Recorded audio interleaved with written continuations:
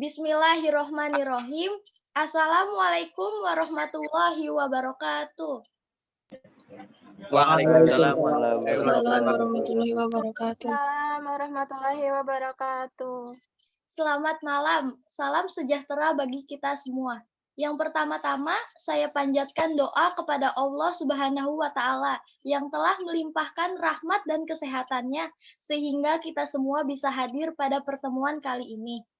Yang kami hormati, Bapak Asep Setiawan selaku dosen pengampu mata kuliah tafsir tematik. Pada kesempatan kali ini, izinkan kami selaku kelompok 3 untuk mempresentasikan materi hasil diskusi kami mengenai manusia dalam perspektif tafsir tematik atau Al-Quran dan Hadis.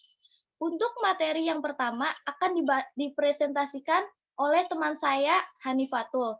Kepada saudari Hanifatul, dipersilahkan.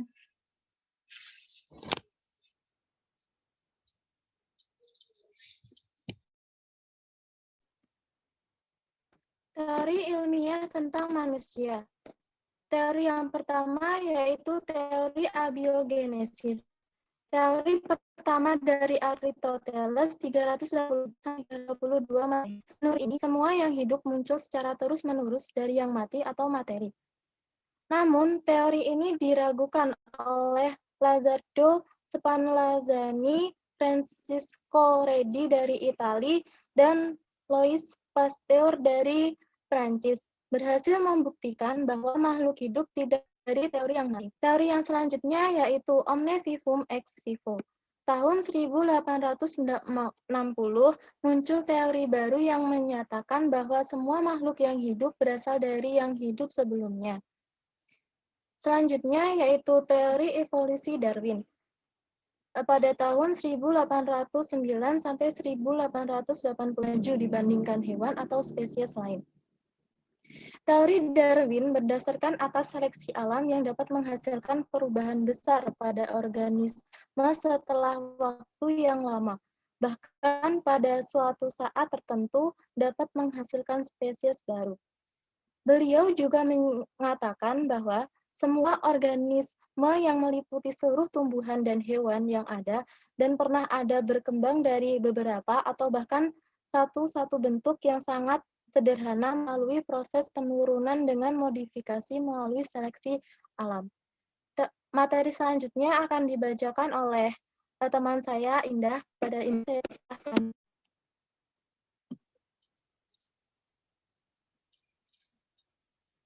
Next. Ya, materi selanjutnya adalah hakikat manusia menurut Al-Quran. Pengertian hakikat manusia adalah kebenaran atas diri manusia itu sendiri sebagai makhluk yang diciptakan oleh Allah Subhanahu wa Ta'ala. Dalam Al-Quran ada 3 hakikat manusia. Yang pertama ada Bashar, Al-Insan, dan Al-Nas. Berdasarkan konsep Bashar, manusia tidak jauh berbeda dengan makhluk biologis lainnya. Al-Bashar adalah gambaran manusia secara materi yang dapat dilihat, memakan sesuatu, berjalan, dan berusaha untuk memenuhi kebutuhan hidupnya.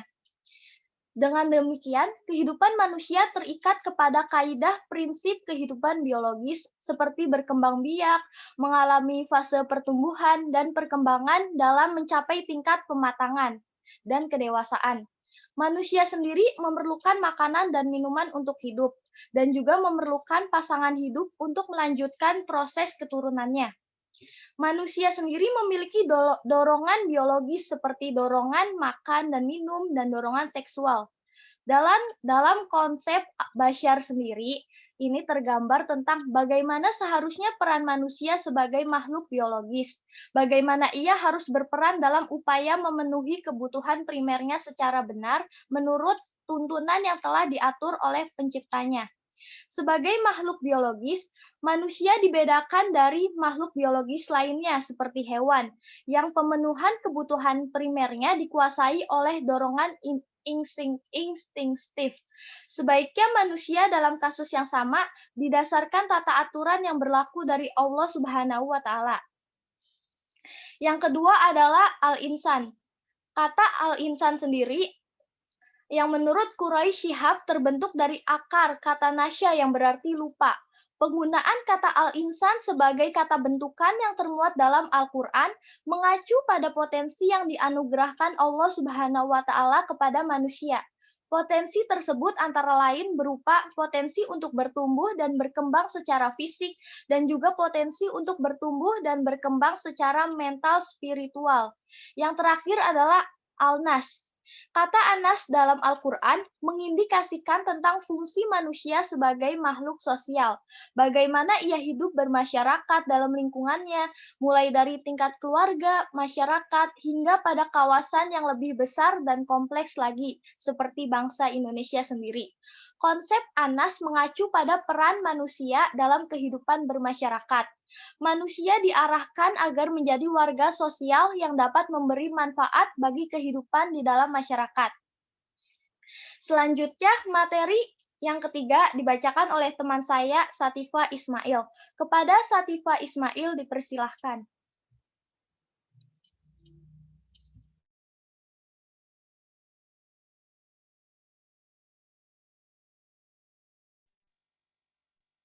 Kata manusia dan hakikatnya dalam Al-Quran. Yang pertama yaitu basyar. Basyar sendiri, basyar dalam Al-Quran disebut sebanyak 27 kali, memberikan referensi pada manusia sebagai makhluk biologis. Antara lain terdapat dalam surat Ali Imran ayat 3, sebagaimana Maryam berkata kepada Allah, Tuhanku, bagaimana mungkin aku mempunyai anak padahal aku tidak disentuh basyar. Kata basyar dapat ditemukan di surah-surah berikut. Contohnya seperti Al-Kahfi, Al-Furqan, dan surat Yusuf.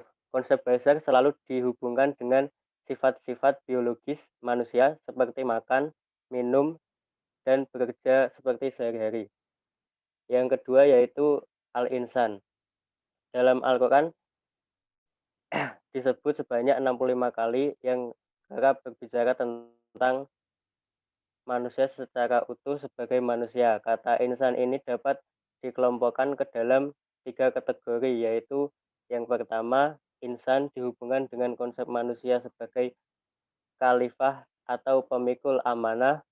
Yang kedua yaitu insan dihubungkan dengan predisposisi negatif manusia. Yang ketiga yaitu insan dihubungkan dengan proses penciptaan manusia. Yang ketiga yaitu al-nas, paling sering disebut dalam Al-Quran yaitu sebanyak 240 kali. Al-nas mengacu pada manusia sebagai makhluk sosial. Hal ini dapat kita lihat dalam 3 segi, yaitu pertama, banyak ayat yang menunjukkan kelompok sosial dengan karakteristiknya. Yang kedua yaitu dengan ungkapan aksar al-nas, bahwa sebagian besar manusia mempunyai kualitas rendah baik dari segi ilmu. Yang ketiga yaitu Al-Quran menegaskan bahwa petunjuk Al-Quran bukan hanya dimaksudkan kepada manusia secara perorangan, tetapi juga manusia secara sosial.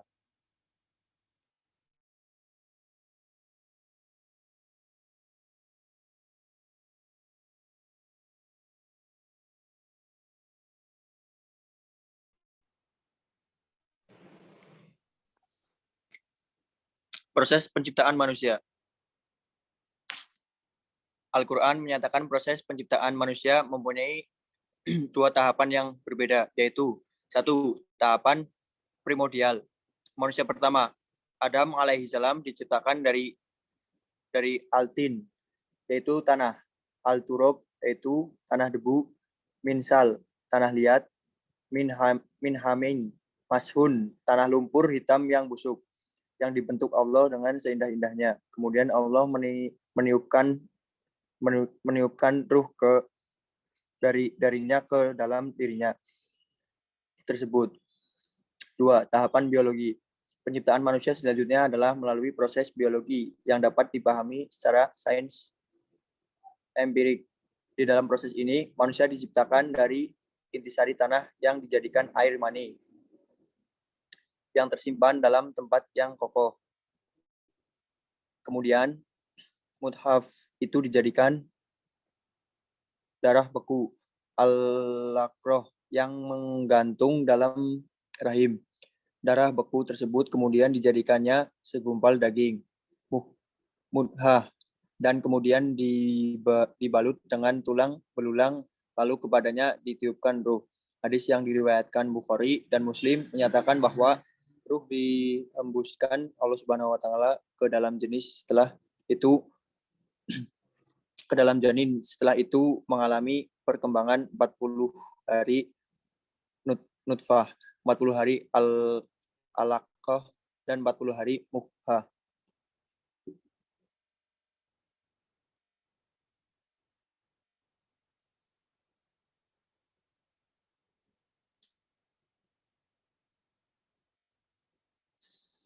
Selanjutnya akan dibacakan oleh teman saya, yaitu Nisa. Kemudian, kedudukan, tugas, dan fungsi manusia. Yang pertama, kedudukan manusia di muka bumi.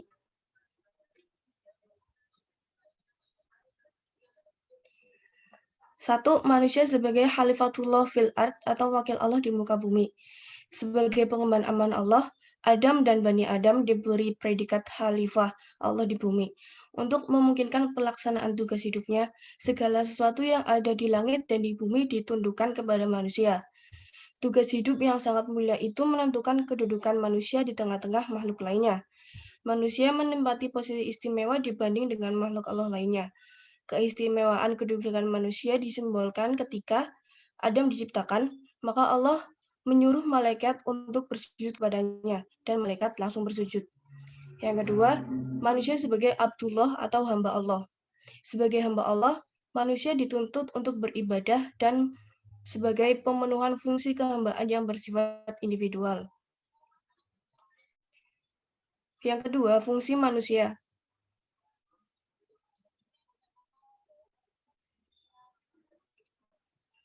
Secara teoritis dapat dikatakan bahwa fungsi manusia selain sebagai khalifah juga berfungsi untuk mengabdi kepada penciptanya. Allah berfirman dalam Quran Surah Az-Zariyat ayat 56. Setelah manusia menjalankan fungsi sebagai khalifah, maka yang dituntut lebih lanjut baik sebagai insan yang berkenan dengan dimensi kemasyarakatan dan keilmuan manusia. Sebagai bashar, berkenaan manusia sebagai makhluk yang bertanggung jawab. Karena itu manusia secara kodrati mempunyai kelebihan, juga mempunyai kelemahan dengan makhluk yang lain. Selanjutnya adalah tugas manusia. Yang pertama, mencari dan menemukan pengetahuan. Mencari dan menemukan ilmu pengetahuan adalah suatu tugas mulia yang diemban oleh manusia. Sebab ayat yang pertama turun telah memberi isyarat yang kuat bahwa manusia ditugaskan untuk menuntut ilmu pengetahuan sebagai Allah berfirman dalam Quran Surah Al-Alaq. Pada ayat tersebut terdapat kata al-qalam, terambil dari kata kalama yang berarti memotong ujung sesuatu. Kalam alat tulis pada awal mulanya dipotong dan diperuncing ujungnya. Hasil dari penggunaan alat tersebut yakni tulisan berarti karya pengetahuan yang terdokumentasikan oleh manusia. Nabi Adam alaihissalam untuk pertama kali juga diajarkan tentang ilmu nama. Artinya diinformasikan bahwa manusia dianugerahi Allah potensi untuk mengetahui nama atau karakteristik benda-benda dan fungsinya seperti fungsi angin, fungsi api, dan lainnya. Dengan demikian, manusia memiliki potensi ilmu pengetahuan untuk mempelajari seluruh ilmu pengetahuan demi kesejahteraan manusia itu sendiri. Yang kedua, memakmurkan bumi. Tugas manusia lebih lanjut ialah memakmurkan bumi dengan jalan mengolahnya, sebagaimana yang dinyatakan Allah dalam Quran Surah Hud ayat 61. Manusia diciptakan untuk menguasai bumi. Artinya, alat untuk menguasai bumi di samping diperlukan untuk pengetahuan, juga diperlukan sumber daya alam yang kuat. Yang ketiga, memikul amanah. Manusia diberi amanah dan menerima amanah itu sebagai pertanggungjawaban seorang mukallaf. Amanah dari kata aminah yang artinya aman dan dipercaya. Dengan demikian, jika ada sesuatu yang dititipkan kepada manusia, maka terasa aman sesuatu tersebut. Begitulah manusia memikul amanah, sanggup untuk dititipkan kepadanya sebagaimana Allah berfirman dalam surah Al-Ahzab ayat 7. Selain itu masih ada tempat melekat amanah masing-masing, seperti transaksi jual-beli, lapangan penegakan hukum, lapangan moral, dan perjanjian. Yang keempat, bekerja menurut bidang masing-masing. Secara umum, tugas manusia di bumi ialah bekerja sesuai bidangnya masing-masing. Banyak tipe manusia dalam beraktivitas tergantung di wilayah mereka berada. Sebagian cenderung bekerja keras, sebagian cenderung santai saja, ada yang bekerja sebagai seniman, sebagai petani, dan lain-lain. Materi selanjutnya akan disampaikan oleh teman saya, yaitu Dimas. Kepada Dimas dipersilahkan. Potensi manusia. Jika kita mau merenung, sebenarnya kita diciptakan Tuhan Yang Maha Esa pasti tidak akan membiarkan hambanya hidup dalam kesengsaraan dan penderitaan. Maka dari itulah Tuhan memberkati manusia dengan segenap potensi yang ada dalam dirinya. Potensi itu meliputi potensi jasmani atau fisik, rohani, spiritual, dan akal atau mind. Ketiga potensi ini akan memberikan kemampuan kepada manusia untuk menentukan dan memilih jalan hidupnya sendiri.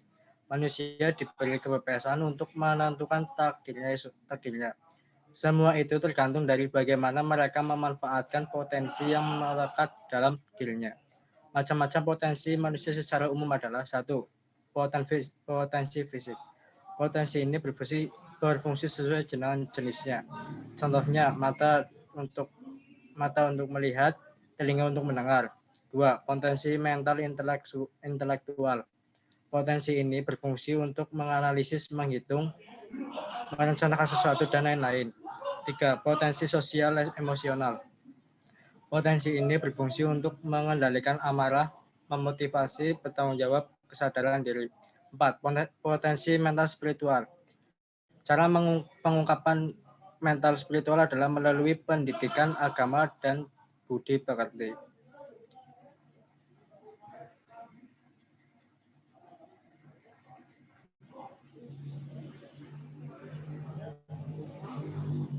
Baik, sekian presentasi dari kelompok kami. Kurang lebihnya mohon maaf.